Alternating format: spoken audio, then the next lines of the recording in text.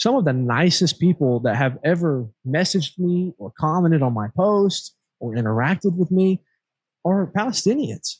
And even some of them not being Christian, but being Muslim.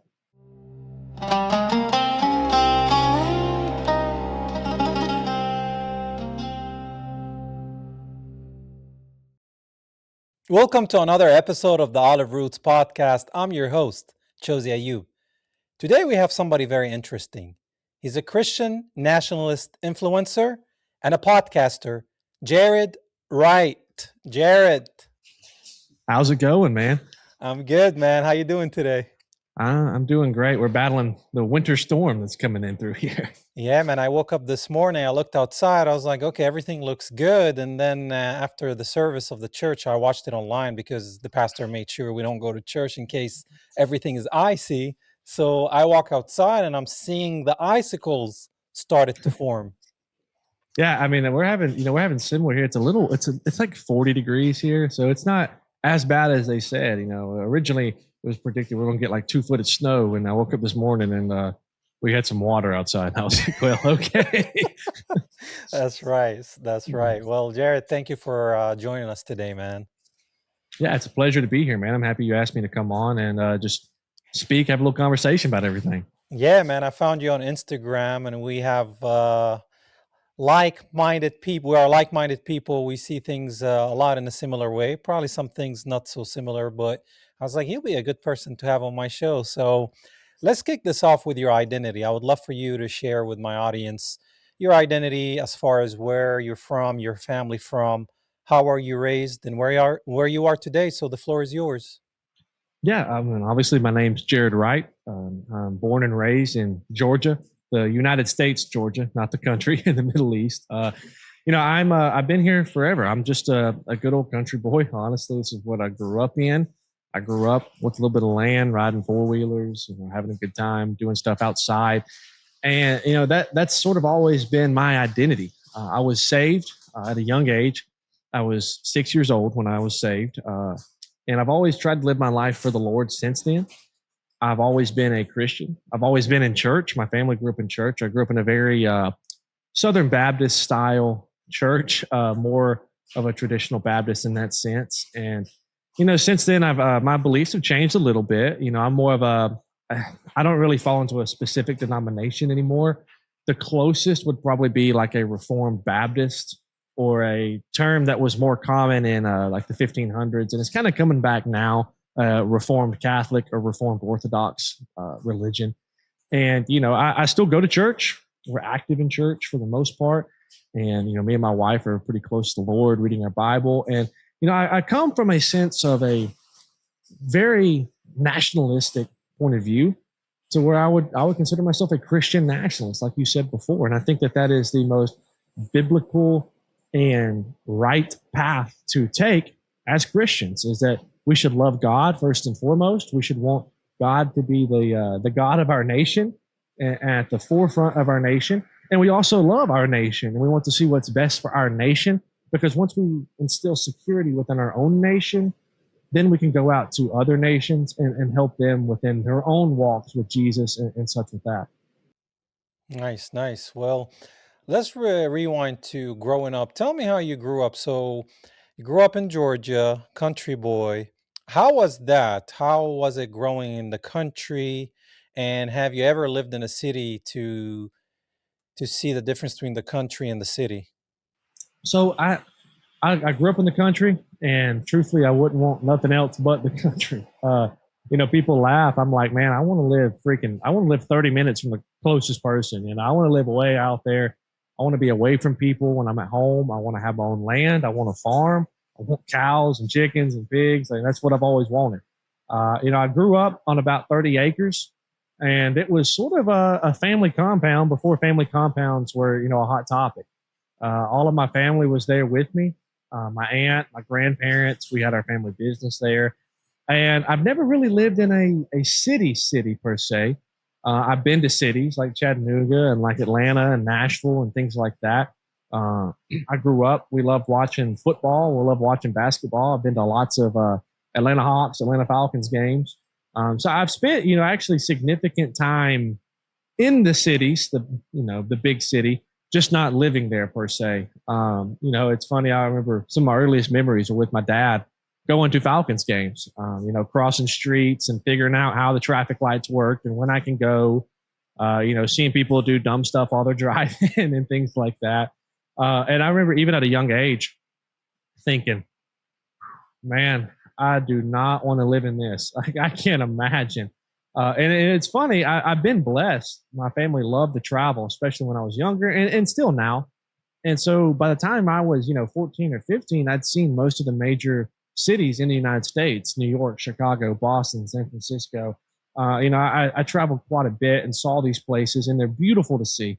I definitely don't regret going and getting to see them, but it also gave me an appreciation of where I'm from and what I come from, and my country upbringing. We had a trail through our woods. I could go ride the four wheelers through there. We had golf carts. So when I was really young, I would drive the golf carts. I guess they were a little safer, and it was just a good time. Whenever you did have snow and things like that. Okay, we're going to play out in the snow, and we got plenty of an area to go play. We can go outside and do things. It was a good time. And it kind of instilled in me my belief and my knowledge now that I think that in a lot of ways, God created us to live in a way where we have our own land, we grow our own food and things like that. We weren't necessarily farmers, but I grew an appreciation for the ground, for the land. And I think that upbringing kind of helped me formulate my beliefs now. And what is the best way to live? And a lot of people love the idea of the 15-minute city. You go out of your house, you walk, and everything you could ever need is within 15 minutes walking. Man, to me, 15 minutes walking, I'm around the edge of the property. That's what I grew up on. That was kind of a crazy belief to me. Now, what's cool about, I guess, the area I'm from here in Georgia is that within 15 minutes driving, I could get to about anything I wanted to. The gym, most restaurants, things like that. And then within an hour driving, I could be really anywhere within a city, within all that, the mountains. So it's a cool little spot. And so there's a difference in takes, I guess. I even prefer to be a little further out. Like I said, my dream's to farm. My dream's to be out. I want 1,000 acres to myself. And when I decide to leave, I'll go do something else, outside of that. But for the most part, I just want to grow my own food, have my own cattle, be off to myself and do all that myself. I think that's also part of the reaction to some of the modern corporations, food industries and things like that, where I don't trust them and what they're putting in our food. And so I think that kind of helped formulate that belief of wanting to be out by myself. That's beautiful. I can draw parallels there. As Palestinians, a lot of us were farmers, right? Like not me, but like my grandparents. We farmed the land. We love to make sure we, eat from our land, try to have, chickens, cows, a lot of sheep, obviously over there, a lot of lamb meat. And olive trees is a big thing of our identity. Olive Roots podcast. That's why I called it that, with the mini olive tree in the back. So I can draw very many parallels there. And then obviously the Zionists came and took the land, and now they claim that this is their olive trees and this is their oranges and this is their land. And they pretty much came and just took everything and claimed it theirs. But so growing up in the country, traveling. So you started traveling at the age of 14, whether you were with the family or maybe later with friends. How did that open your mind? Because America is a big country, a lot of different states, a lot of different kinds of people, accents, cultures, clothing, ethnicities, religions. So as you were traveling, were you getting more open-minded and seeing things in a different way, and sometimes appreciating things you're seeing, but at the same time appreciating your little town in a way? I enjoyed seeing places. It pained me to see places being overrun in a lot of ways. I'm a believer, whenever you import the third world, you become the third world. And sadly, I think that's what we saw in these cities in a lot of ways. And, especially, and even now, I have a general love for people. I'm very much a people person. I enjoy talking to people. I don't mind talking to anybody, even if we have differing beliefs. I think that everybody has a right to their thoughts. sometimes I may think that their opinion is wrong, but yeah, I don't mind talking to anybody about anything. And so, especially at a young age when I'm traveling, because we probably started when I was, well, I'll tell you this, I was probably 10 months old in Minneapolis, and my parents are huge Prince fans. And I don't know if you're much of a Prince fan, but his whole thing was up in Minnesota and Minneapolis. And they said, I think I was like 10 months old, and I baby spit up on his carpet in his house because they were touring his house. And so, I was traveling from a young age and leaving my mark at a young age, I guess you could say. And so I definitely had that kind of in me, I guess, to travel, to meet new people, to see new people, and to understand that people are different. And I think that's a very important note to make, is that people are different. We're equal, but we're different. And I think I started to make that understanding, that point in my mind at a young age, even, that people are different. And, differences don't necessarily make something wrong, but it points us into a direction of, there's a different understanding for different cultures, different races, different ethnicities, different places. And so I throughout all my time, I saw these differences. I understood equality, that people are equal in God's eyes. But through it all, I said, man, I'm happy I'm from Georgia and my small town. That's what's funny is, even, a few summers ago, we got to take a trip out to Hawaii. Me and my wife and my family came. And my wife makes fun of me, and, because she loves the beach. It's her favorite place in the world. I don't really like the beach. I like where I'm from. I like my small town. And so, the first few days I was, okay with it. And I just kept saying, man, I miss home. I just want to be at home. Yeah. And maybe it's from traveling so much as a child. I do appreciate just being at home more. And she always made fun of me for that. It's like, this is what I love. I love being in a small town out in the country. I don't love, being on Oahu in that time. It's a big city with Honolulu being there. There's not a lot of country festivities going on. We're staying in a hotel. The bed was uncomfortable. I'm like, man, I just want to be at home. I want to be able to go work out. I want to be able to have, whatever my country dish is. I love steak. It's like, there ain't no steak in Hawaii. There's no cows on Oahu. And so steak was crazy expensive. Now, I guess the trade-off is, crab legs are pretty cheap there. So that was nice. But it's always drawn me back to home and an appreciation for home, seeing different places. It's, I see these people. They're equal to us in God's eyes. They're equal in a lot of ways. They're different, but man, do I love home. I think that's kind of the mindset that I took in and got away from all those places. Yeah, I can understand that. I used to live, when I came here, I went to Georgia Southern University in good old Statesboro, right? And Crazy place, man.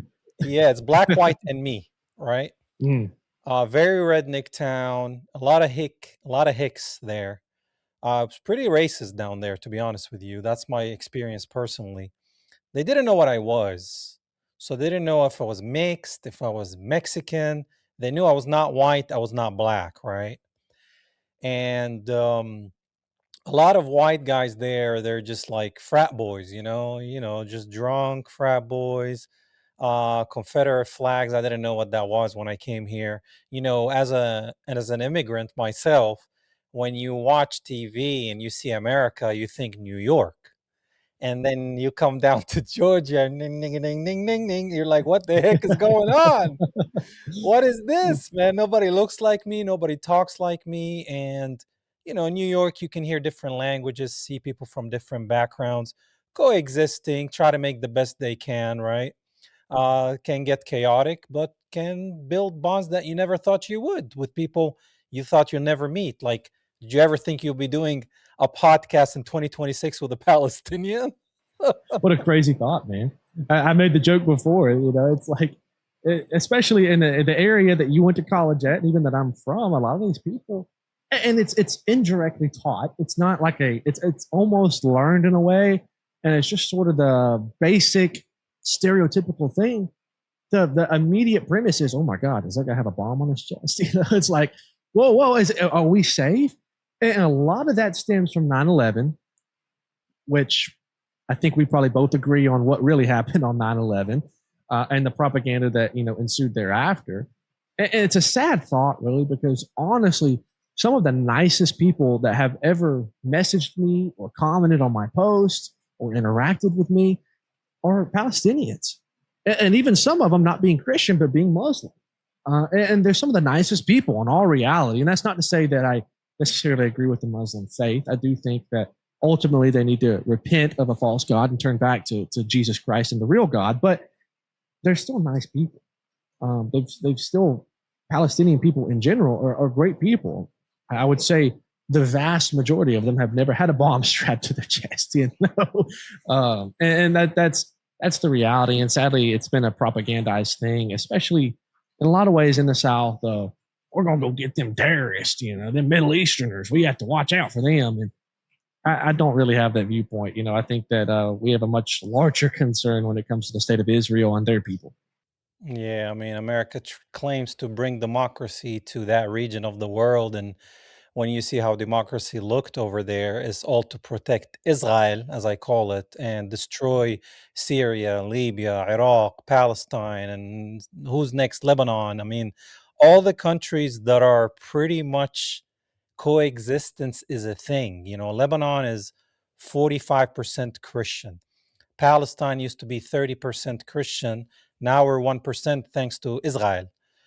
Syria is 35% Christian. Jordan is 40% Christian. Iraq was 30% Christian. So there's Muslims and Christians living in peace in those regions, which I call the Levant. I don't go by the term Middle East because that's a term made by America. Because we're not in the East, we're kind of in the Middle East. We're actually in West Asia, all right? And they call us Middle East. Then they call us Arabs. And I was like, well, what is an Arab? Is a person who speaks Arabic. Well, we got Arabized, right? And before Arabic, we spoke Aramaic. So if you really trace the DNA of a Palestinian, Lebanese, Syrian, or Jordanian, it goes back to the land. And that's the land where Christ walked. So we were the Arameans. We were the real Jews that followed Christ when he came, and some followed Muhammad when he came. And to each person his faith, and that's your own journey. I don't judge you. I can plant the seed and keep it moving. But when there's a religion in that country right now that blasphemes Jesus Christ and calls his mom a prostitute and hates anybody who's not like them, that's the problem. I think what I realize in America is Hollywood has been owned by the same group of people. And they've been brainwashing Americans to hate people over there, yonder, the Arabs, right?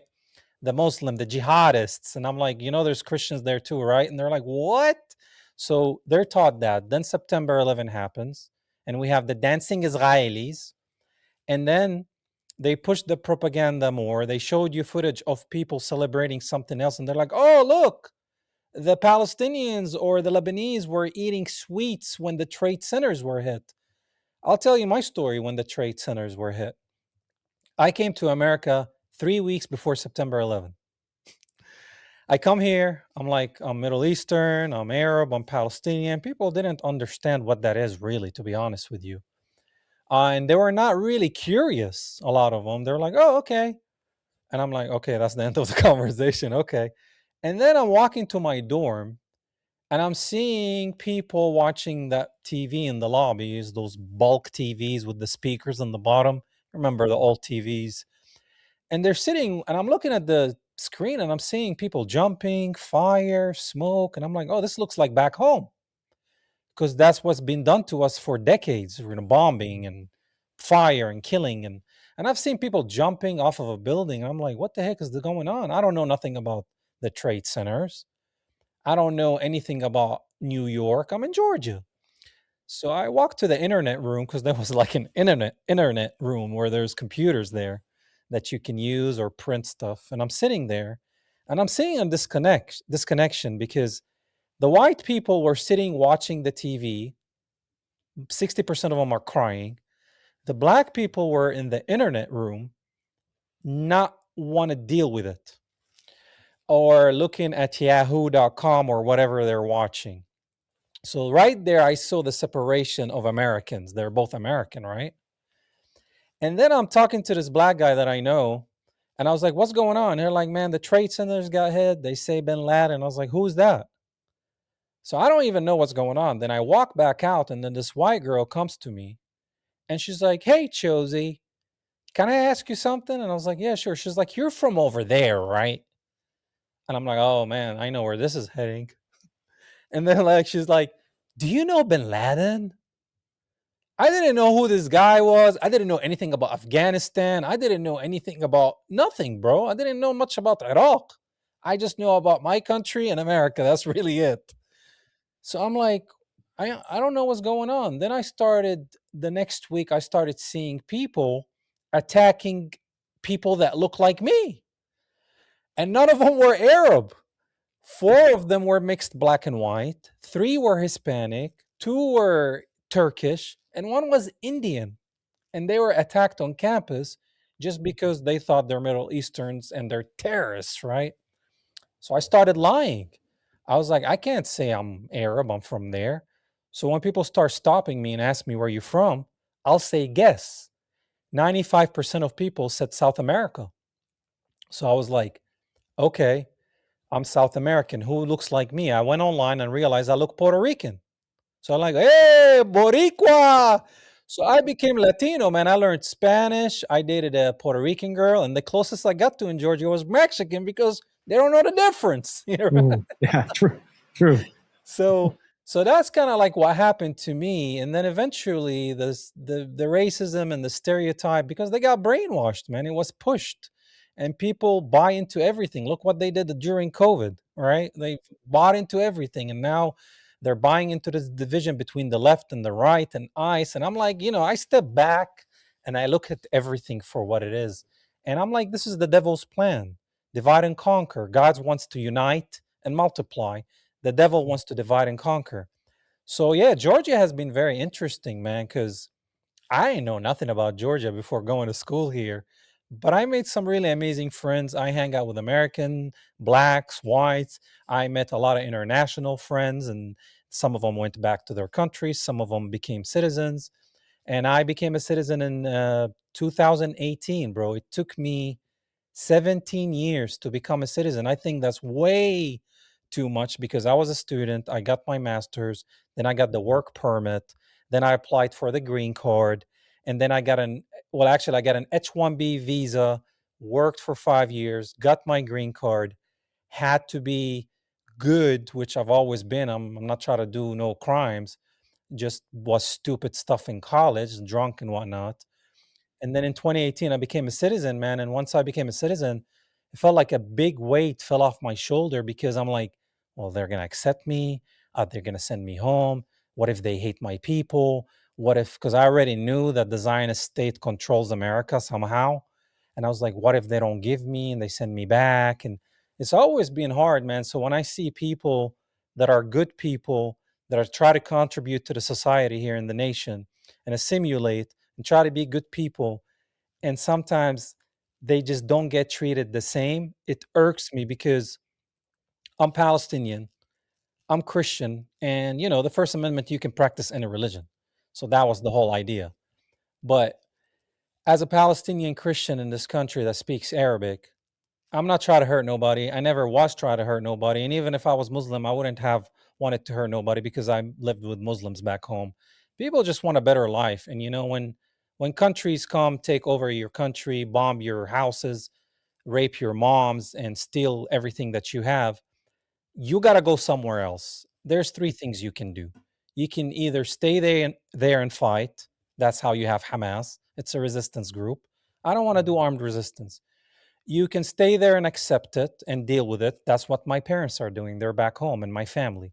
Or you can leave, which is what I did. I left, wanted a better life, the American dream, came here. America did not give me support, but it gave me dignity. I was treated as a human being. Did I deal with racism? Yes, but I'm going to judge every white person for a few ignorant comments by three people? No, I'm not. I'm not stupid because if I'm going to say all white people are the same, then they're fine by saying all Arabs are the same. You know what I mean? That's a fine line people don't understand, man. When it comes to racism, And this is my personal opinion. I think that we probably see more racism in a reverse fashion where it's like, well, all white people think this more so than we see genuine like hatred for somebody because their skin's a little darker. I think we see it a lot because most people that I know, I mean, where I'm from is at this point probably majority Hispanic, or if you're from the South, kind of like you said, they're majority Mexican. They're all Mexicans, whether country, Puerto Rican, Venezuelan, it doesn't matter. They're all Mexicans. But you know, that's an interesting background for me. And what happened is they all kind of migrated here to go into the plants, the carpet mills and such in my area. And so my school was probably 60 to 70% Hispanic whenever I went to high school. Many of them illegal Hispanics. And, you know, I was a very outspoken individual at a young age about illegal immigration and such. I got a lot of hatred for it, a lot of hatred because I'm just the worst white man ever because I said that I don't believe in illegal immigration. And so it's funny to hear kind of some of the same things you went through because the whole story is such an interesting thing. And I'm incredibly grateful for people like you, who's a legal immigrant, who worked hard, who proved that he was a good person, going to be a good citizen who provides value for our country and working hard and speaking about things going on and not being disruptive. Because in a lot of ways, a lot of these people are disruptive, as sad as it is. They cause more issues. And that's honestly, I had this conversation with a friend of mine recently. He's a Hispanic man. I'm not a believer in birthright citizenship. I think that, you know, we get the issue with like anchor babies and such that come across. I believe in birthright legal stays, where if you were born here, you have a right to be here and work towards citizenship. But I don't believe in just automatic citizenship. And so he said, "So do you believe that my family should not have had citizenship?" And I said, "Well, here's the thing. I think that you've displayed a very, very productive form of legal stay here. You've proven that you believe in being an American. You love this country. You're a productive member of society. And truthfully, you probably know more about the history of this country than most legal citizens of this country. So yes, I think that your citizenship is a net positive for this country. I think it's a good thing. I wouldn't necessarily be opposed to making some of the American citizens take some actual citizenship tests so they can see what goes into it. Because I would argue that probably 50% of what you could call heritage Americans or whatever you want to call it that are citizens here could not pass the citizenship test because they don't know that much about this country. I think that's a big problem that we face in this country. Yeah, I agree. I remember growing up, we learned about the world, and it seems some Americans don't even learn about their own country and don't even mention the rest of the world. So I think it's also part of the education system is designed to dumb people down. It's infiltrated by the same group of people that control everything. And, they're just try to dumb people down. And that's why there's the stereotypes of people in the South being dumb, rednecks and stuff. And I'm like, no, man. Yeah, there's dumb people, but there's people that are smart, just like anywhere else. So me, I travel in my car, man. I get in my car on Saturdays and I just drive to small towns. And when I was in Statesboro, I dealt with a lot of racism and I did not like white people because of that treatment that I got. Did I have hate? No, I just like, well, stay away from me. And then I started meeting people that were normal. They were not hateful. They were trying to get to know me. And they were like, hey, man, you want to go grab some food? I was like, you want to grab food with me? I was like, yeah, why not? I was like, okay, where do you want to go? To Mexican food? so, so yeah. So then I start going to small towns, man, down here south of Georgia. Redneck towns, man. They've never seen anybody that looks like me. They never met a Palestinian. And they're probably like so brainwashed with Israel, and some of them did not even practice their Christian faith that they claim. It's just people, man, people being people. And to be honest with you, every time I went down, I had a great experience. I had amazing conversations. And 75% of the people be like, if you got no place to stay and you don't want to drive back home, you can stay with us. And that's Southern hospitality that most people don't talk about. And we have the same thing back in Palestine. We are kind people. We are hospitable. We love to have people, foreigners, come over, and we want to feed them and give them tea and coffee. And sometimes, if you go shopping in the old city of Jerusalem and you say you're American, they'll give you something free. But then Americans are taught, oh, we hate them. I'm like, bro, we loved America. We watched movies. We grew up with American music, whether it's rap, rock, punk, whatever it was, disco. And we saw America as like this great nation that a lot of things come out of it. And I'm like, I want to try to speak English. And we made sure we spoke English. And we were thriving to at least visit America, if not move there because of the situation. So for them to say that we hate America and Americans, we want to kill Americans, that's far, far away from the truth. I don't think any Palestinian, even in Gaza right now, hates America. We hate Israel. That's who we hate. We hate the occupation. And if we hate something in America, we don't hate the people. We hate the government. I don't care if it's Trump or Biden, two wings on the same dragon. We hate the government. I'm not a Republican. I'm not a Democrat. Sometimes I saw myself leaning here or leaning there, but it's very clear to me now they're both, worshiping the same master. You can't serve two masters. They're not worshiping God. They're not followers of Christ. They claim they're Christian. They're not. They're Zionists. And there might be crypto Jews, but that's another topic for another day. So it's very interesting to see what's going on. I mean, what do you think about everything going on politically in this country today? First and foremost, I think it's important what you said to kind of reiterate. There's a lot of people who claim Christianity who I don't believe practice true Christianity. I think that's a big issue. Now, I'm not one to judge someone's faith, but I do know that James says, hey, look, your works are what define your faith. If you don't have works, you probably don't have faith. And a lot of these people don't have works at all, but yet claim that faith. And it ends up being this idea of Christian hate, where it's like just blatant racism for, well, you're brown, so you're terrible. I don't believe in that. I think everybody has a fair chance. But that being said, I do think that there is a point within Christianity where we have to be, I'm going to call it fierce sometimes. And sometimes that comes across as hateful. Jesus flipped tables in the temple because they were doing something that was strictly against God's commands. I think that we need to get back to true Christian morals in this nation. I don't think that the Republican Party nor the Democrat Party truly represents that. Similar to what you said, I think that when it comes to politics, you have to have a very nuanced belief, nuanced thought system that doesn't necessarily side with one or the other. And there's several issues, and I've told people this time and time again. We have to think critically about things, and you can have multiple stances that sometimes lean this way, sometimes lean this way.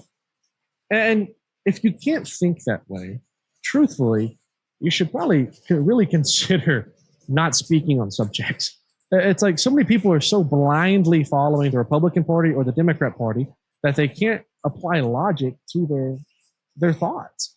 The big thing right now here this weekend that we're filming is this ICE shooting in Minnesota.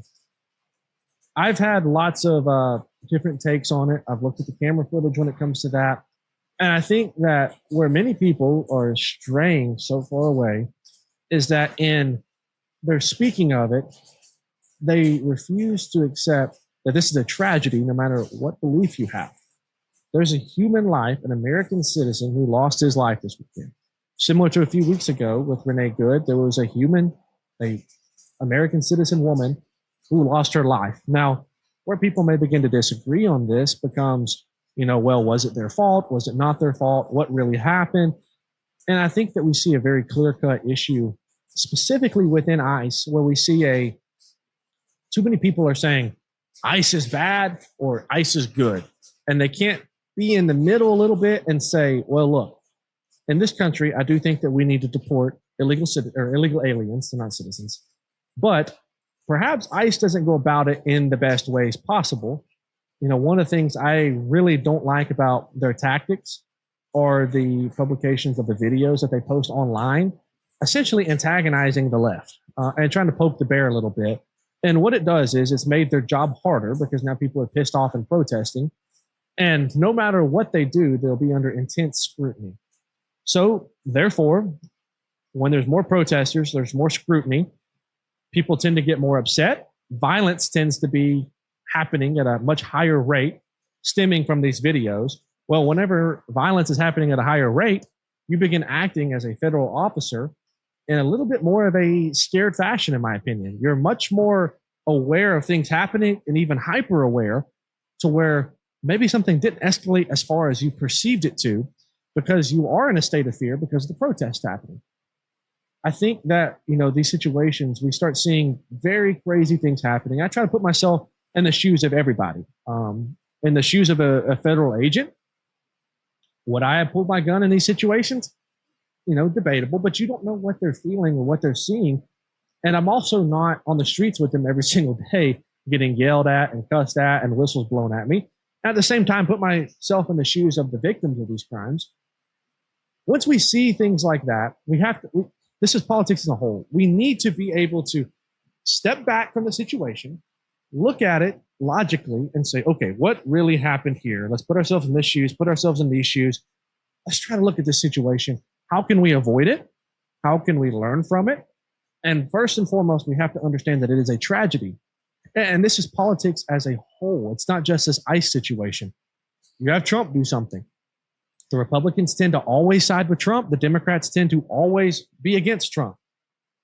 I don't side with Trump. I think he's too liberal for me personally. But there's some things I think he's done that are good. And there's quite a few things I think that he's done that are very bad. Most citizens cannot come to that conclusion, sadly. Politics has become so one-sided or two-sided where it's like, I side here, and there's no way we can meet in the middle on anything. That's a problem. And I think it leads to a whole lot more violence and arguing than anything ever getting done. And if you really think that politicians care for you, well, let's just look at the rates in which bills get passed. Bills get passed at a 20% rate, whether they have 90% agreements from the community in which it's being coming from the people itself. If 90% of people agree on a bill or 10% of people agree on a bill, it has a 20% chance of getting passed. Part of this issue is the multi layers, all these things that go into bills where it's not a single issue bill. It's not, hey, we're going to vote on the tax rate. What do we think the tax rate should be? This or this? It's we're going to vote on the tax rate, but then where that tax money should go to. And this person who made the bill is going to bring in, he wants to give some money to his hometown, to this institution, and this and that. And you end up with these 750-page bills, which no one has time to fully read.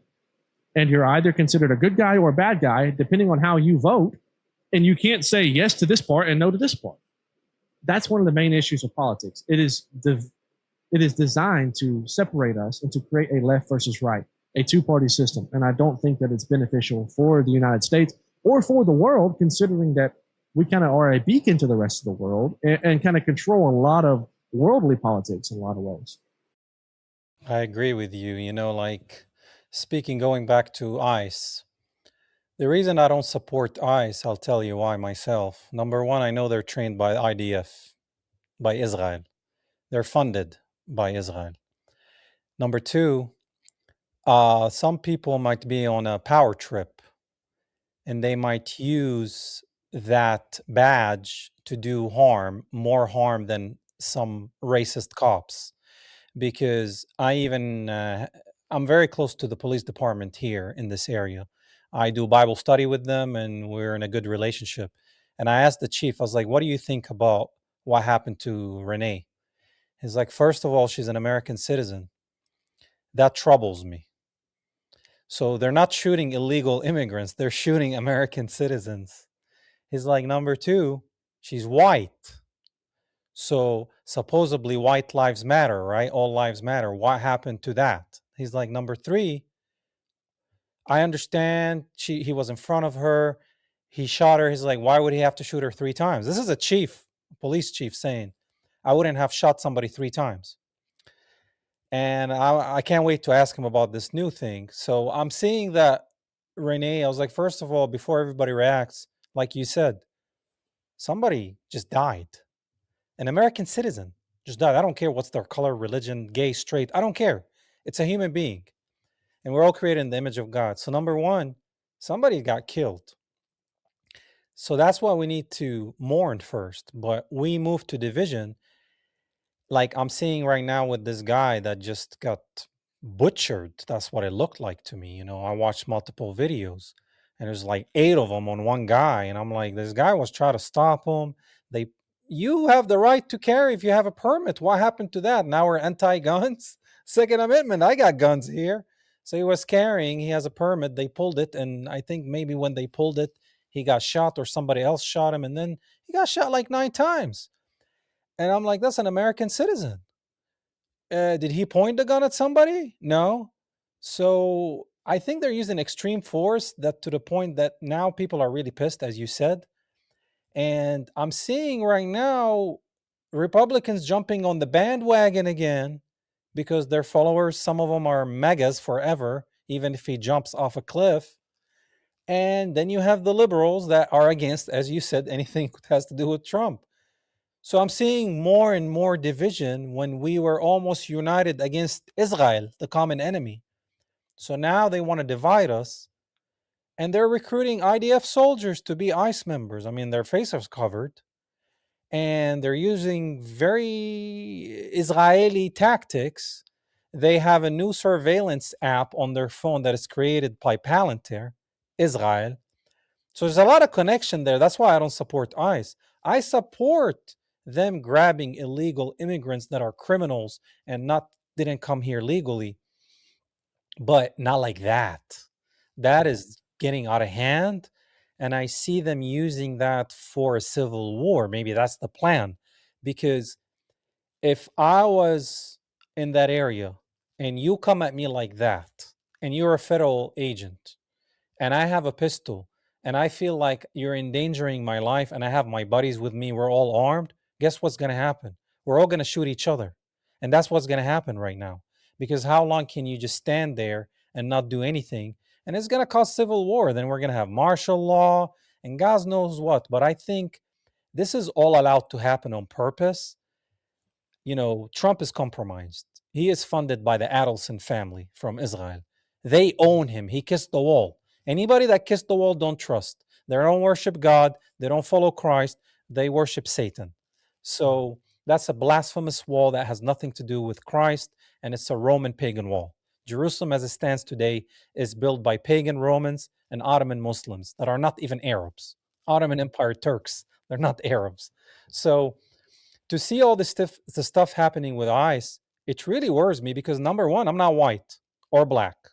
I have an accent. What if they stop me and become aggressive and I'm trying to have reason? You can't reason with these people. So you're supposed to submit. Well, we heard about some ICE agents that just raped some woman. We've heard some stories that they become very physical. They're not trying to really do the job like a trained person. I don't think these people are trained. I think it's all about money, and the more heads you grab, the more your paycheck will be. That's what I see it as. It scares the living poop out of me because it could have happened to me. If I saw them mistreating a woman as a man, I would be like, hey man, it's okay, okay. She was not even illegal. You know what I mean? She was an American. And then I get shot and I have a gun. So they say I'm a criminal because I had a gun in magazines. Well, what happens to be able to defend yourself? I mean, the Second Amendment is there because of that. So you can protect yourself not just against bad people that are citizens, against the tyranny of a government, fascism. So now we have a battle between fascism and communism. I don't support any of the two.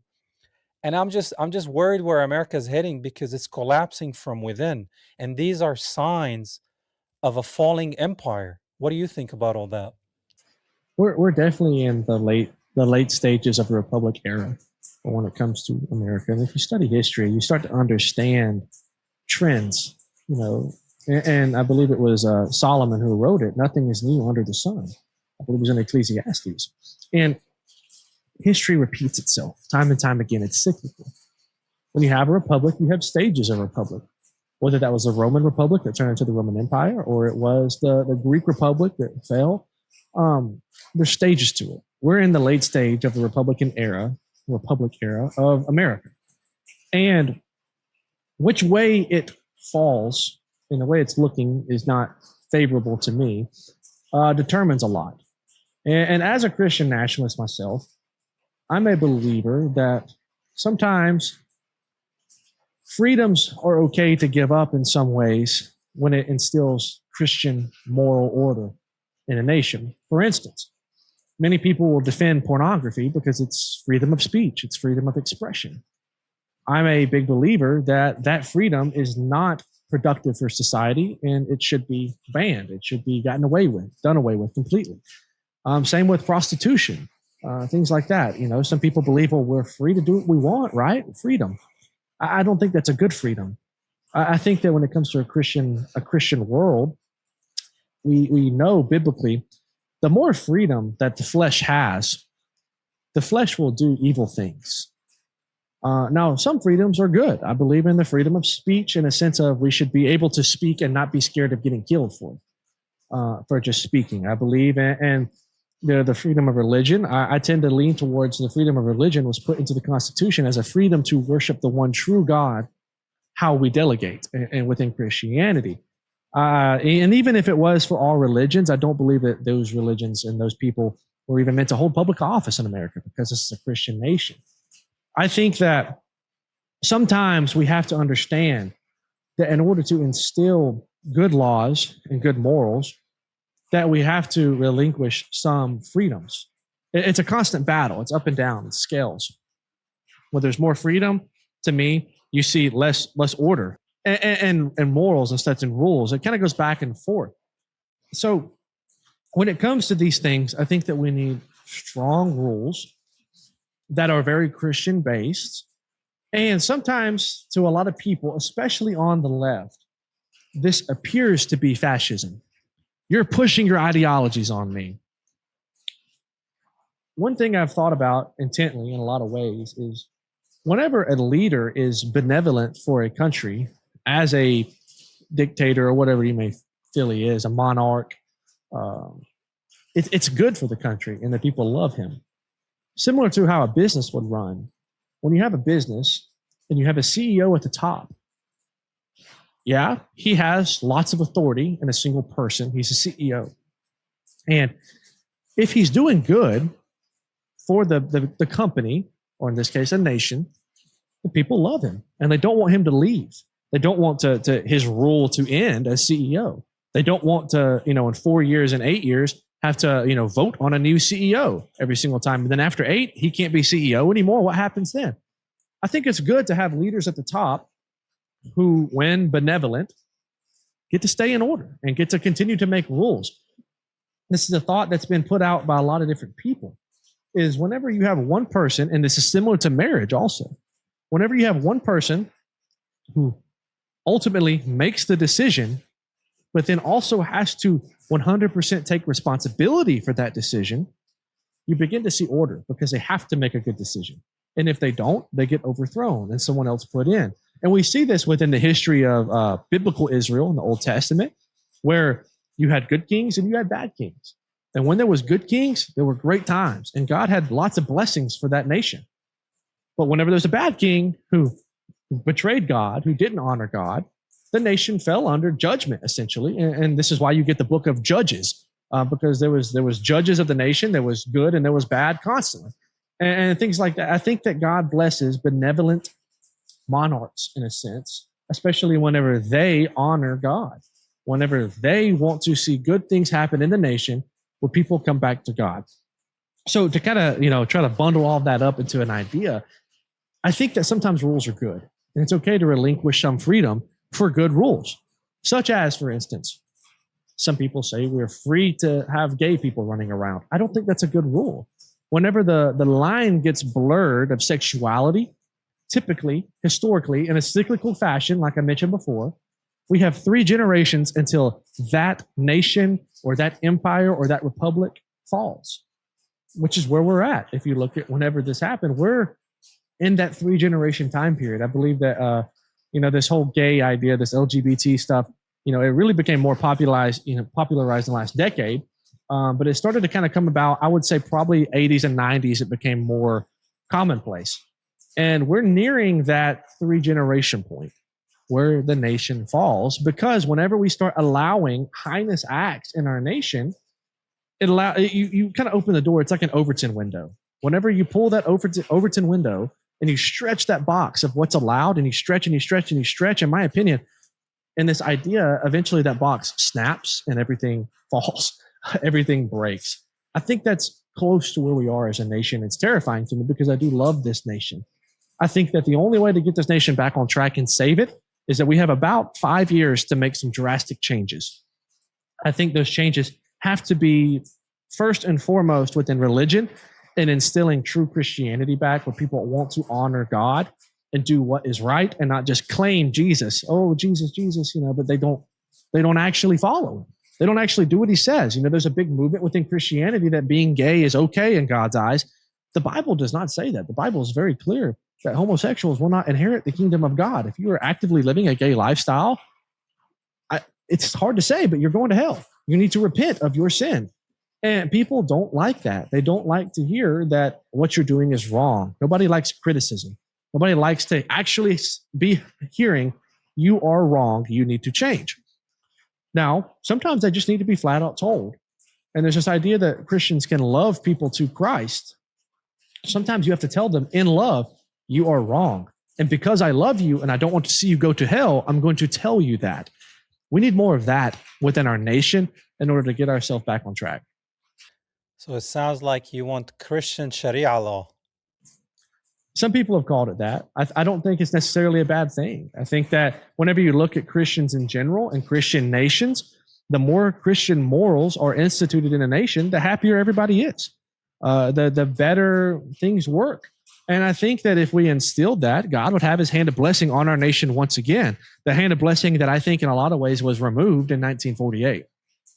Yeah, I mean, when you bless the Antichrist, what do you think is going to happen to your nation? And that's what we're seeing. It's interesting because all the values that you want to be instilled in this country is what is the law of the land according to Christianity, which is what is Sharia law, identical to Muslims. What you said is exactly what they want for their nation. Like identical, same thing. They don't want this, they don't want porn, they don't want, even like they go further of no alcohol, no drugs.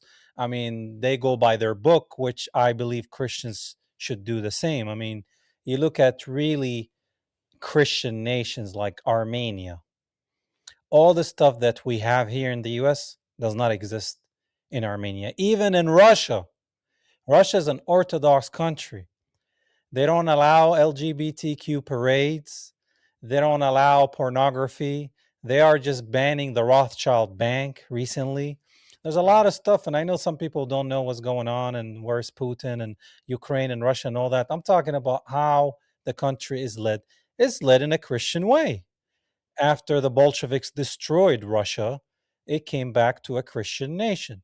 America's far gone from a Christian nation because I think if you really think about how many true followers of Christ there is here, I guarantee you we're barely 20%. Oh, fair. And probably lower if we're being I'm honest. being generous. Yeah. Yeah. And as Christians, we're called to denounce evil. And many Christians don't understand that, and they think it's fascism to denounce evil.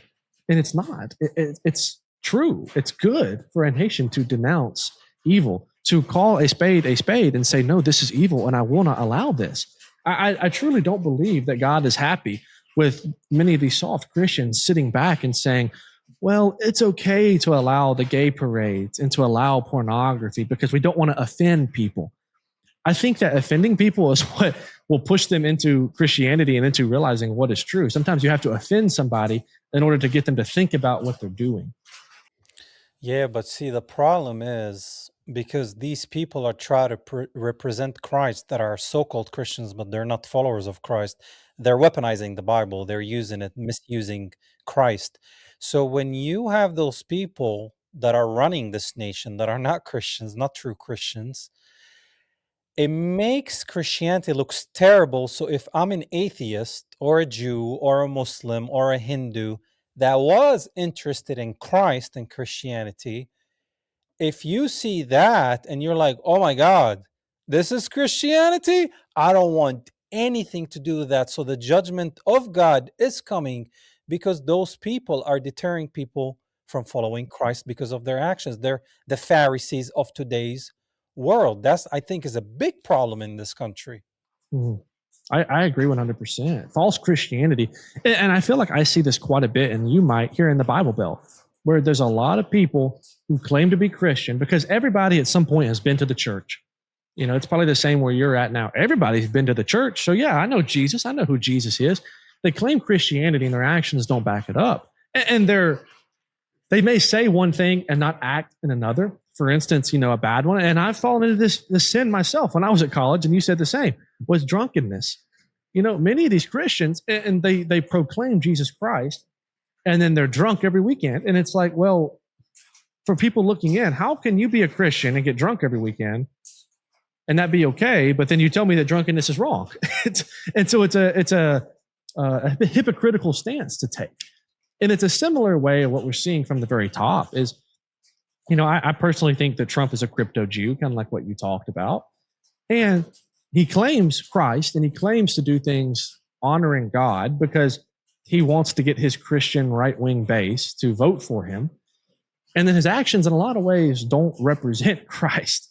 You know, they're very opposite of Christ. You know, here more recently, it appears that he's in the Epstein files in a, if it's not legally damning, it's morally damning, in my opinion, way where, you know, no, you probably shouldn't be sleeping around with a bunch of women, especially potentially underage women, girls, better term for it. And that's not a good look for a so-called Christian. Now, we all have our own sins. We all fall short of the glory of God, and we all need forgiveness of our sins. That's not to say that we have to have a perfect leader, because that perfect leader does not exist. The only perfect leader is Jesus Christ, our King. But we have to understand that some of these people are just acting in these heinous fashions. They're not the examples, and they give a terrible viewpoint of Christ, a terrible testimony to Christ, where, like you said, many people see that and they say, well, why would I ever want to be a Christian if that's what it means? Whereas, and the perfect example I think you can give to this is your own experience within Statesboro and other small towns outside of that. Many of these hicks, these frat boys in the colleges, claim Christianity, and maybe they fell away from Christianity in a lot of ways and are falling into sin, like me and you both talked about. We did as well. But whenever you step outside of that and you go to these small towns, most of the people are extremely welcoming and loving, and they'll invite you in and say, hey, if you need a place to stay here. And they'll give you food and they'll love you. And I think that that's what true Christianity looks like. It is a personal way of being generous, being nice, being kind, offering things up. And I think that it's important to denote personal responsibility versus governmental responsibility. Many of the people who push for these ideas of this Christian belief system and think, well, you should be benevolent, I think that's a personal responsibility, and that we're not to be forced to do that through a government standpoint, such as things like, some people, there's a big thing with like the food stamps. I don't think that necessarily the government has a responsibility to take care of people through food stamps and forcing you to pay taxes so that they can then figure out how to spread about that money. I think that it should be something where it's a very personal responsibility where I want to take care of people. And I caught a lot of heat for that, because people are saying, well, how come you don't support these food stamps, when the government was shut down? And I said, well, it's a personal responsibility to be benevolent and to be good and to be giving, cheerfully giving. I said, I don't think you understand. I'm not going to get into numbers or anything like that, but me and my wife have been very generous into helping people with different things. And I think that's the way that it was designed. It was never designed to be a forceful giving, but rather a personal choice to cheerfully give, to help people. And that's the church's responsibility. And the church has fell short in a lot of ways on that, speaking nationwide, not to a specific church, where they haven't been very giving and helpful in a lot of ways. And it gives people a bad view of Christianity whenever that happens. Yeah, I believe faith is action, not just sitting there and, well, I'm saved, I'm good, I don't have to do nothing. So I'm seeing a lot of people that are not following the commandments of God, and they're not following Christ and what he commanded us to do. Yet they're like, yeah, well, I have the label, I'm born Christian, I'm saved, I got baptized. And I'm like, that does not save you. Well, I'm a good person, I do this. That's not going to save you, man. You have to walk and be followers of the way. That's the first Christians were called followers of the way. Unfortunately, that became a cult now, that term. but but yeah, speaking about the political parties and liberalism, you know, what I want to talk about next is the control of a certain group on this nation. So let's start first. The left, the LGBTQ portion of the left. The first transgender was Jewish. The first abortion clinic was a Jewish abortion clinic. LGBTQ comes from the Talmud that has 8 genders. This is the rabbinic Judaism that stands today. Judaism today is nothing to do with, if you want to call Old Testament Judaism, which I don't, I believe it's Old Covenant Christianity. But Judaism is rebellious against God. But let's say there are Jews that believe in the Torah and the Old Testament. Fine. They'll have their own way when Christ comes. But I'm talking about the majority of what is called Judaism today is following the oral rabbinic Talmud. So 8 genders. Okay. So all that left, and it's actually, there was a Jewish lady here in America that said that everything on the left is Jewish. She said it with her own mouth. Okay. So you have everything that the conservatives hate is coming from the left, which is Jewish. Then you have everything coming from the right now, Republicans, is Zionist. So Zionist is Judaism. They're going to kiss the wall. They're converting to this religion, like Trump's daughter. He's surrounded by those people, the tiny hat people. Everything we're doing with taxes is creating genocides in Gaza and beyond. We're supporting an antichrist entity that hates anybody who believes in God. They're killing Muslims, Christians, and they were killing Jews that believed in God because they're atheists, they're secular, they don't believe in anything. I mean, Tel Aviv is the gayest city in the world. This is in the Holy Land. That would never happen under a Palestinian regime, whether it's Christian or Muslim, because people are following God their own way.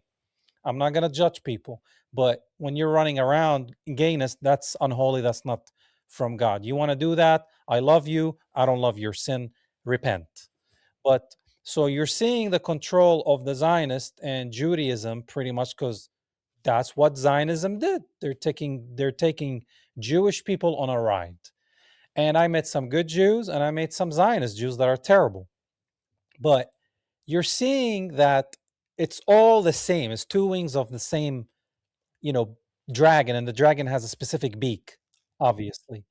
How do we save America from that? Because I feel like that is what is destroying America.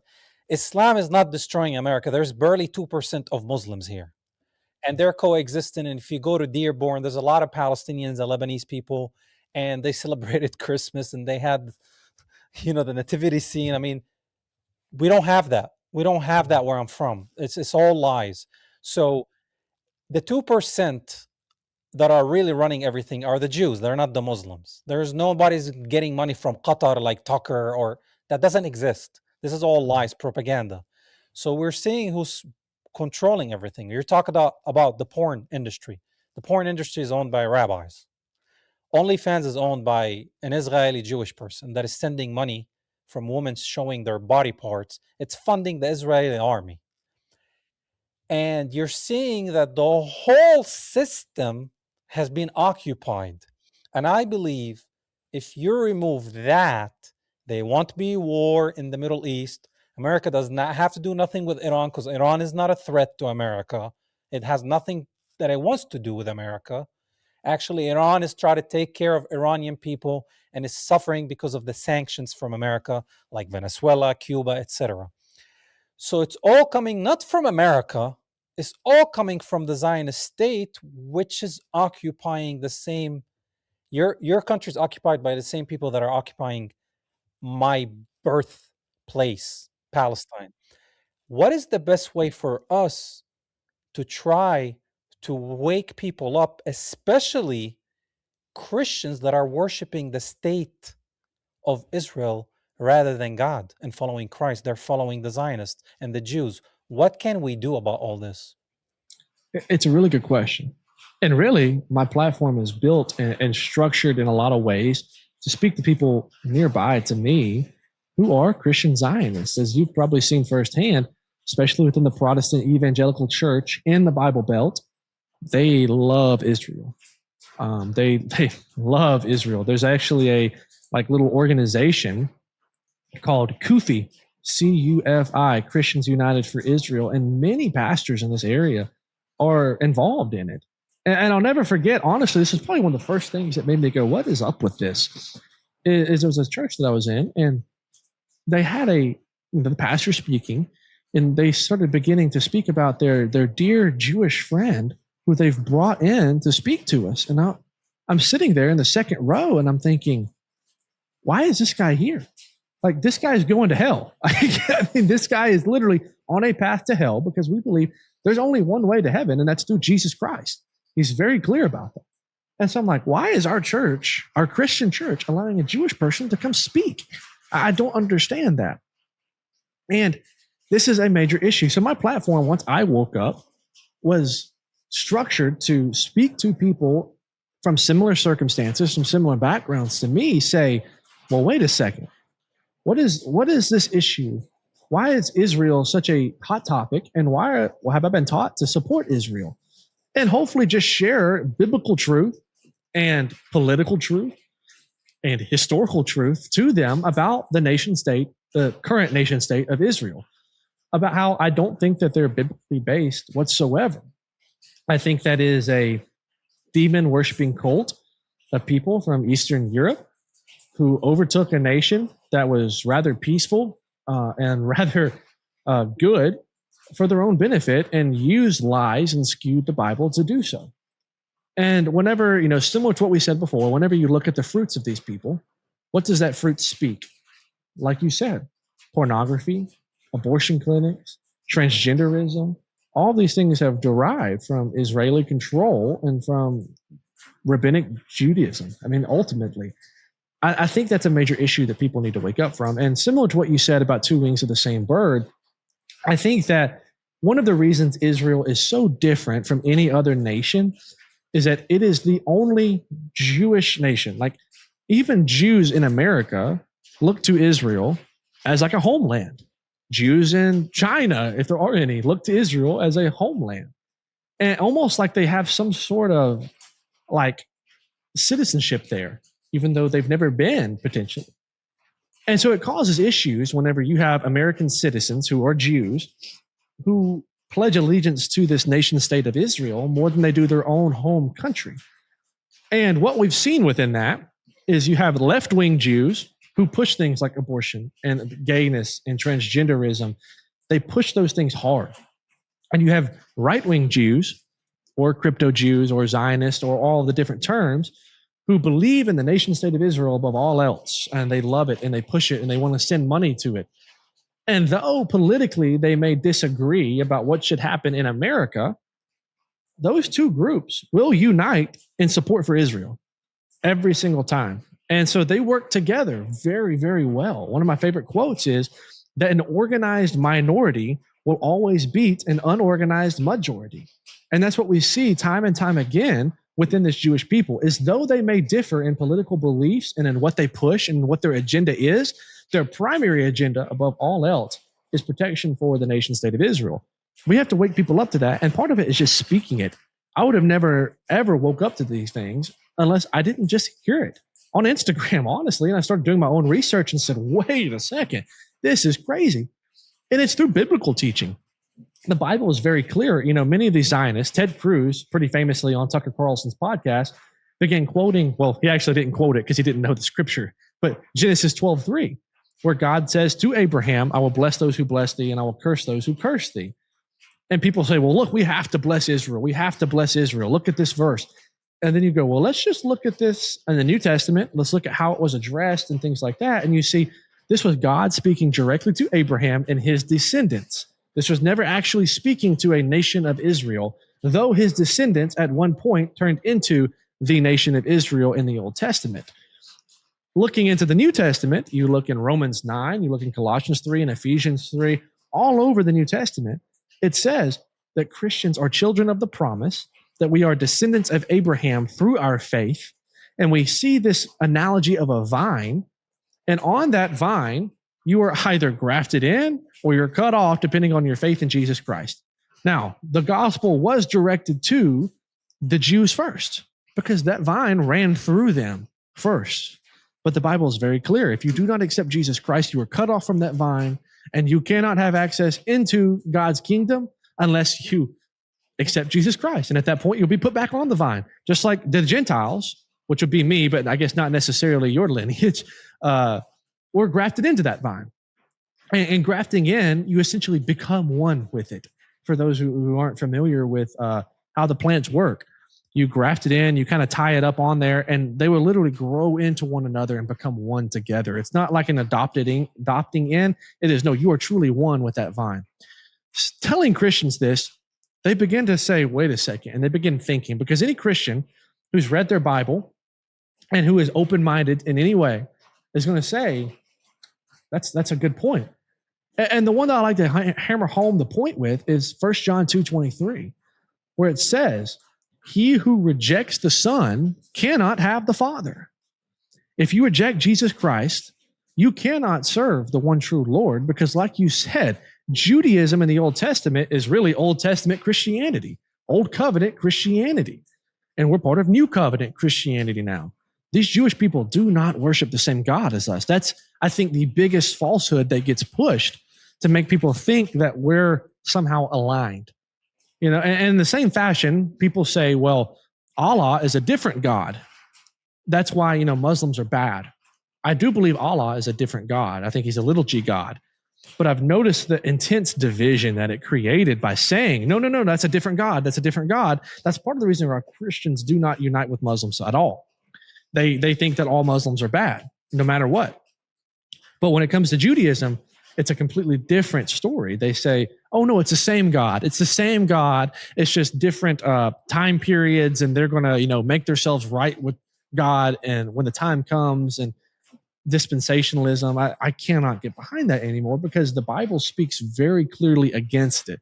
And what's sad is many of these pastors are teaching their congregants, who really their own mistake, are not very well educated on the Bible due to their own lack of reading.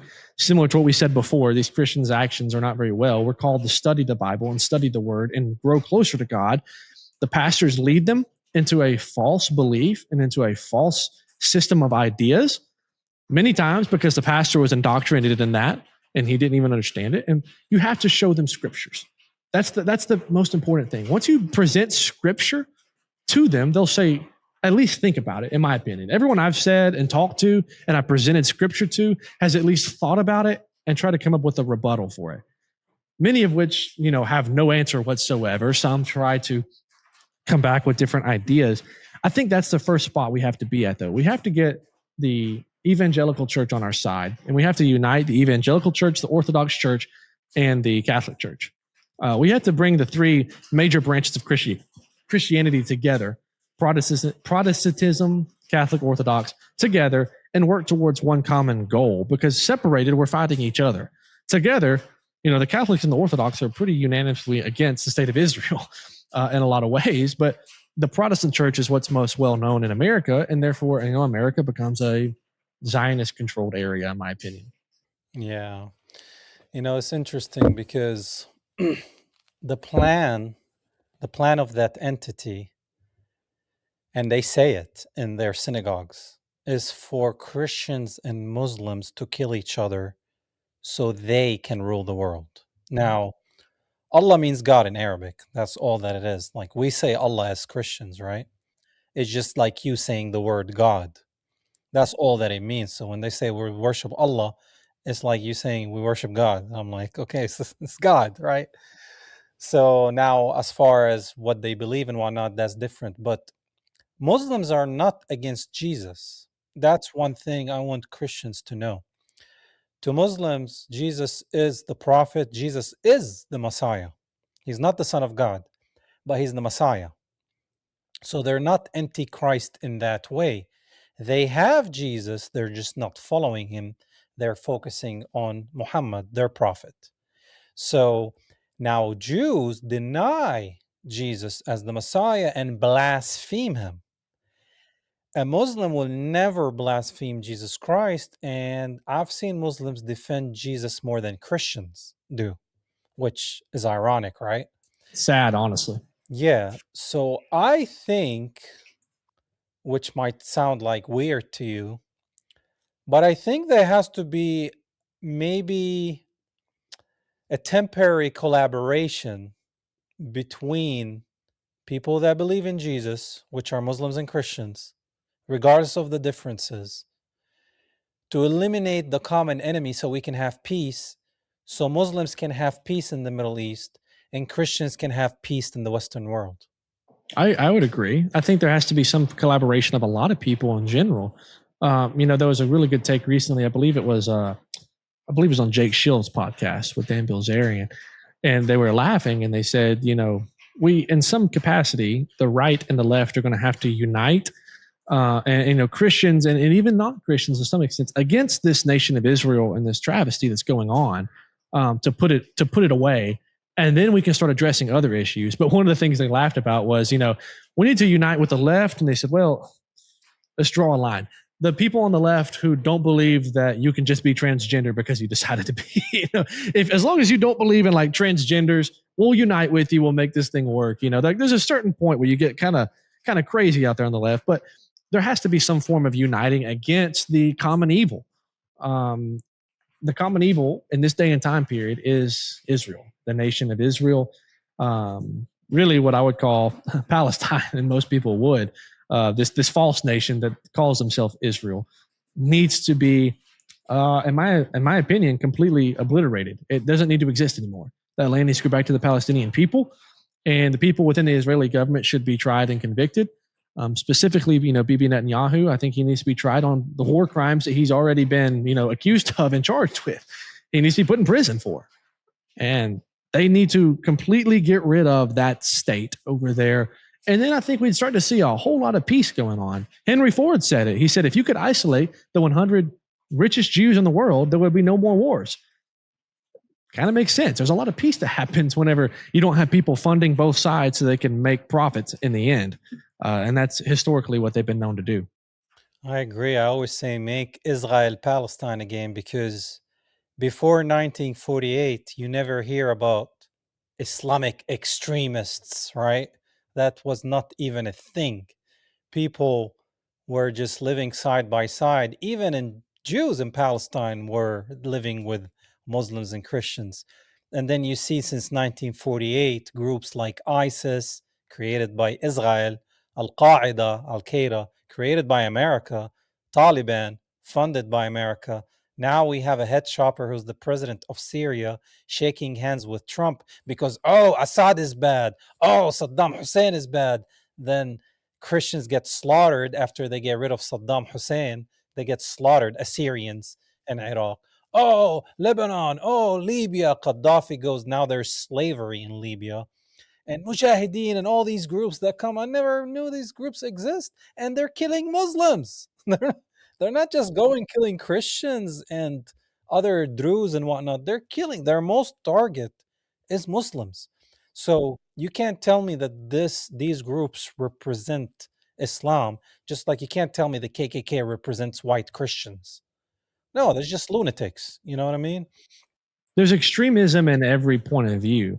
And typically this extremism like that leads to issues. And even, when it comes to these terrorist organizations, many of them are probably in some capacity instituted by the state of Israel.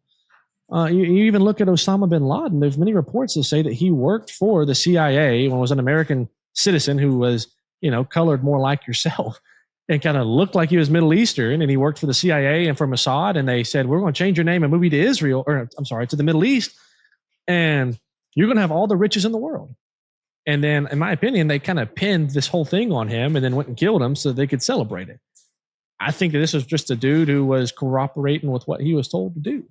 And it ends up being he gets painted as a bad guy when in all reality, the situation with 9/11 was Israel the whole way, time and time again. They do these things, false flags, blame it on Muslim extremists so that, Christians and Muslims are at war, like you said. Yeah, I mean, the Zionist entity, I never call it the nation of Israel because they're not. there's this Zionist antichrist demonic genocidal entity that is called Israel, because that's how their accent is, because they're such Semites that they can't even pronounce the letter R, so they say Israel. But it caused a lot of bloodshed in Africa, in the Middle East. Now it's because of all the bombing that happened in the Middle East and Muslim countries, the people had to flee. Now they're in Europe, so they're ruining Europe. Israel is ruining Europe by the immigration. So you have the right side, the right wing creates war, the left wing opens the border. And that's why we're dealing with ICE right now, whether you support it, for the audience, whether you support it or not, and you're anti-immigration, that's a different topic. But I'm saying, like, they created the problem to give you this wicked solution. And it's the same entity that is ruining America from within. And I guarantee you, by the time I post this, we will have more ICE shootings. And I guarantee you, we're going to have citizens shooting back at ICE. And this is going to make all hell is going to break loose. And I pray for this country at that point, because that will be the last sign of this fallen empire, because you're not going to know who's who. You're just going to start shooting people. You're going to say, like that movie, I think it's called Civil War, what kind of American are you? And I'm like, what do you mean? What's your religion? What's your ethnicity? And I'm like, bro, I live here. I'm a citizen. I want this country to be good and stop sending money overseas to kill my people. The only thing I have against America is that it's sending money to the state that is killing my people. Doesn't mean I hate Americans. I'm talking to you, like I have all my friends are American.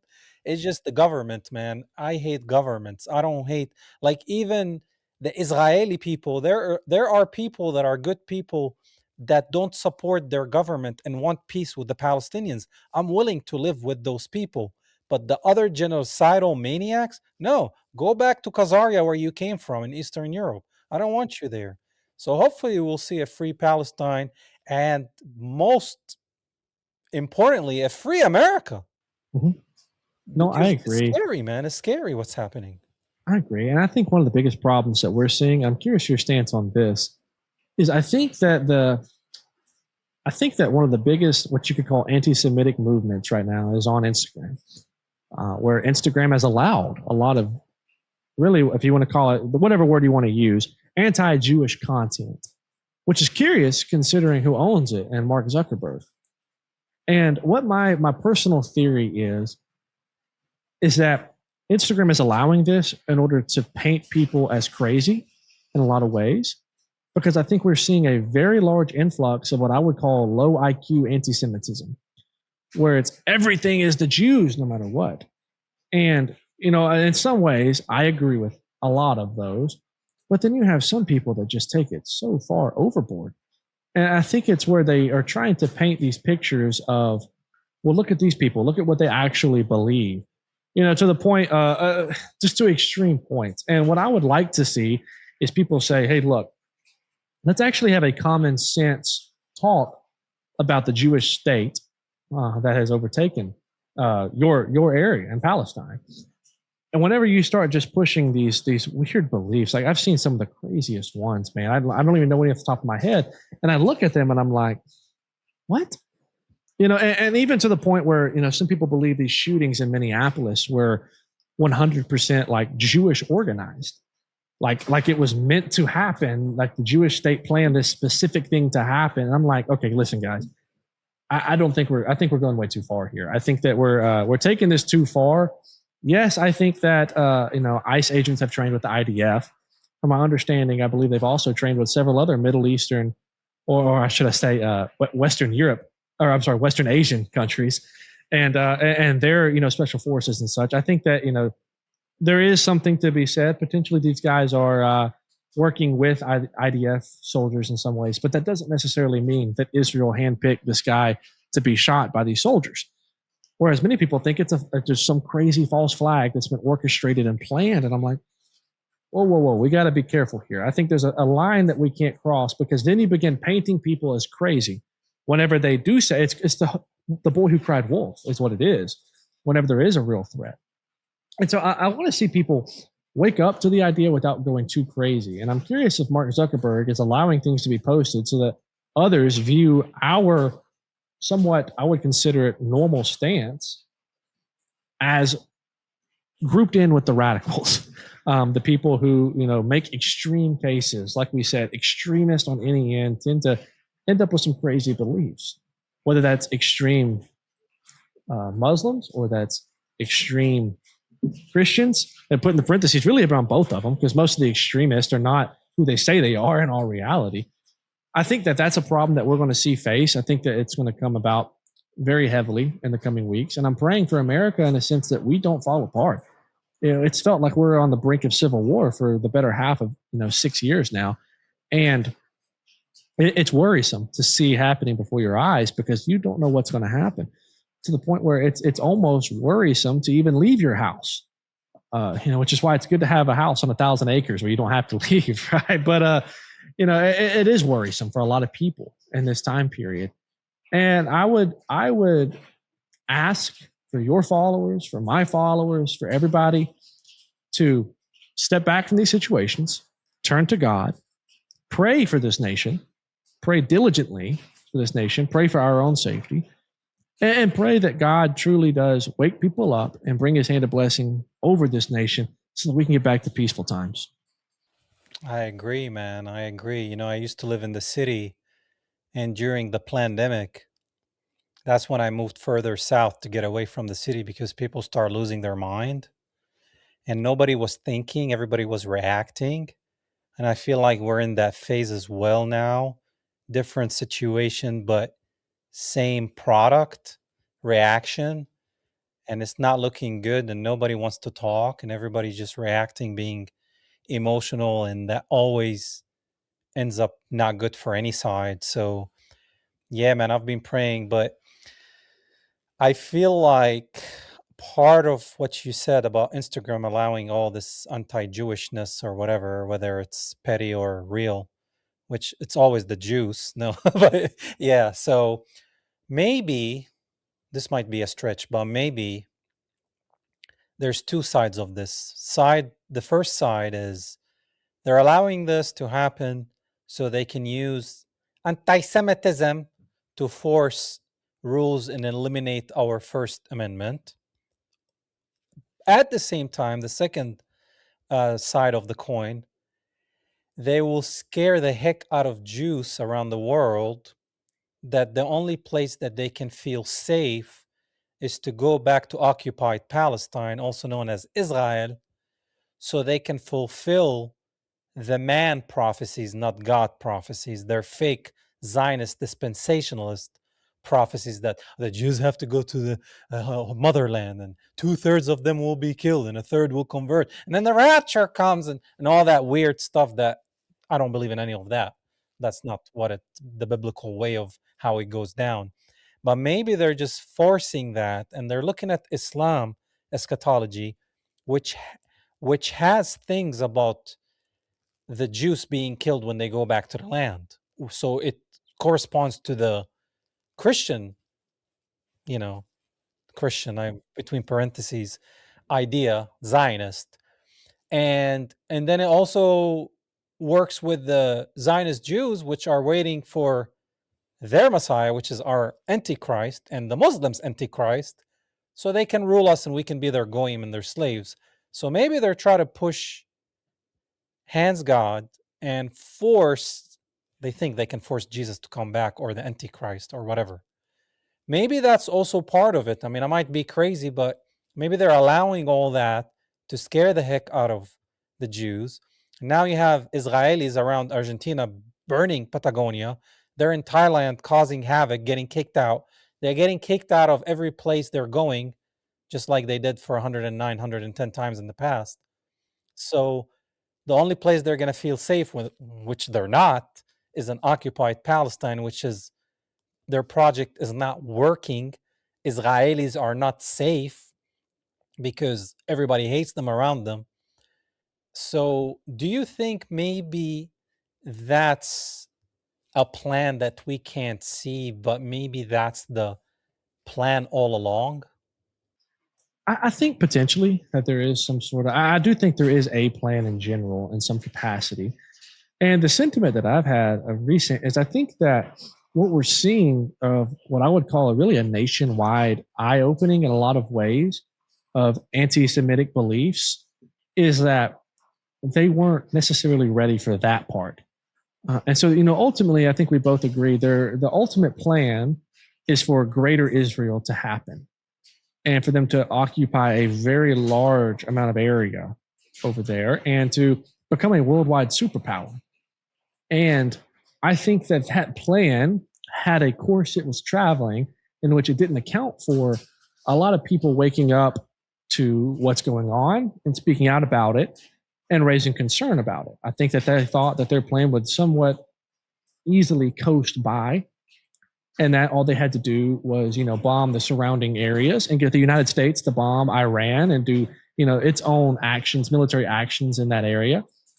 And they kind of went, oh, crap. What are we going to do now? And so I think they're in frantic mode right now. I think they're in frantic mode, like when it comes to tensions in Iran. And I don't like J.D. Vance. I'm not a supporter of J.D. Vance. Several people who even have similar views that I do are supporters of him, but I pray they wake up to his connections to Israel, to Palantir, to Peter Thiel, and all that. He's pushing for us to bomb Iran. And I think that is 100% Israel's agenda. What point do we have in bombing Iran? But all of these things, I think, are Israel scrambling to get stuff done, to get this goal of greater Israel, because they know they don't have much time left. I think they thought they had a lot more time than they did. And this growth of people being Israel critical has been exponential recently. In the past year, so many people have woke up because of things like what me and you do and speaking about it. And so now they're in scramble mode because they know that they only have a limited amount of time to accomplish their ultimate goal. Otherwise, they will not be able to accomplish that goal. And so I think a lot of the actions that we see, for instance, buying up media. I'm not sure if you're active on TikTok or not. I don't even have a voice on TikTok anymore. My first account reached about 20,000 followers, and that was probably 6 months ago and got banned. I waited a few weeks. I started another account, and it's just been shadow banned into oblivion by my name, where I can't have any views on it. Versus Instagram pushes it. So there's certain things I look at and I'm thinking, what is going on? There has to be some sort of greater plan, like you spoke of. Perhaps it is to get the Jewish people to all come back to Israel. And to not be, widespread. I think that's a big issue we have is international world Jewry in general, because they all pledge allegiance to Israel. Many people have joked that the best case scenario would be to gather all the Jewish people and just put them on Madagascar and let them do whatever they want there. And that doesn't seem like a terrible idea to me, because it's like, these people are very widespread. They're worldwide, and they cause the same issues in every nation they go to for the last 2,000 years. This is why they've been kicked out of, 109 nations and over 1,000 times. It's the same issues. It's controlling the banks. It's usury. It's transgenderism. It's sexual grossness in a lot of what I would call it. Just heinous acts. And then they get kicked out. They go to the next nation. They do the same thing, and they try to overtake the government and pay them off or whatever it takes, and gain positions of power and control the banks and control the money. And then they get kicked out, and then they go do it again. I think that they're beginning to understand that there's a pattern in that in every nation they go to, and they're trying to break that pattern with the United States because they cannot afford to lose the United States. If they lose the United States, their plan of greater Israel is gone, because just Israel by itself it would never exist without the United States backing it. And so they're in scramble mode to figure out, how do we maintain control of the United States?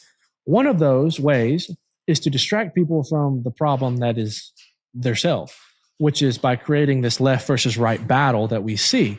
Now, some of these things are I think, a good battle to have in a lot of ways, because I do think that, the right is correct in a lot of things, not necessarily Republicans, but the right, but that distracts us from the main problem that we have. And we can't address any of the minor problems and see real change in the minor problems, if you can call them that, without addressing the major problem first. And that's the people in charge of everything. They control the media, they control the government, they control the banks, they control all of these things. The propaganda that gets pushed is insane. And I think we need to address that problem first. I agree, man. I agree. Well, Jarrod, tell people where they can find you. Yeah, my primary platform's on Instagram at the Jarrod Wright. It's kind of where I post most of my stuff, and I'm growing on YouTube. The Right Wing Podcast, WRIGHT, like my name. I'd love to have you. I'd love to have you come see what I have to say, interact with me. Like I said, I really enjoy talking to people. I really enjoy hearing different viewpoints, even if I don't agree with them. That's something I've always been big about. Is, you know what? Let's talk, because I genuinely believe even when someone disagrees with my viewpoints, I grow from talking to them. You know, iron sharpens iron. And so, you know, come follow along, see what I have to say. Maybe you agree, maybe you disagree. You know, we probably don't agree on every single thing. I don't think I have anybody that agrees with every single thing that I say, and you probably have the same thing. But yeah, definitely follow me. And for any of my followers that are here watching this, definitely go follow your platform. This has been a great podcast. I've watched a few of your episodes, and they seem to be they're definitely well intentioned and knowledgeable, and you're a very intelligent speaker. And so I really appreciate you having me on. I truly believe it's an honor to come on here and be able to speak to your following as well. Oh, thank you, man. I'm humbled for the compliments. I really appreciate it, brother. Of course, man. Like I said, thank you for having me on. I pray that we get to keep working together and hopefully push this Christian ideology, the Christian belief system, and let people see the truth of Christianity and the sad truth of Judaism, and wake up to that. I mean, brother. I mean, well, we'll be in touch, brother. Love you, man, and have a wonderful day. Sounds good, brother. Love you too. All right. All right, guys, you heard it from Jarrod. Man, who would have thought that this conversation will ever happen? Thank God for the internet, and thank God for electricity and computers and mics and all the stuff that he blessed us with. Until then, guys, follow him. And remember, Christ is King, and always free Palestine.